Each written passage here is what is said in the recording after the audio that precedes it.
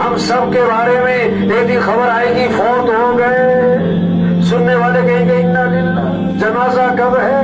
Rush पड़ेगा जनाजे में, दफनाने में चंद लोग, और दफनाने के आधे घंटे बाद कब्र पे कोई भी ना हो।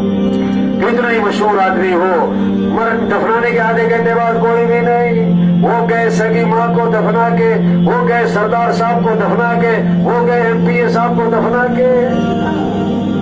आज अपने पर मट्टी नहीं पड़ने देते, फिर मनो मट्टी तले दबा दिए जाते, और मट्टी डालने वाले कौन? अपने, और सवाब समझकर डालते। आज जमीन पर चल रहे, फिर जमीन में दफन हो जाएंगे। हाँ, 500 की जूती 5000 की, आगे सब नंगे पांव। 5000 का सूट, 50,000 का कफन, सबका एक है।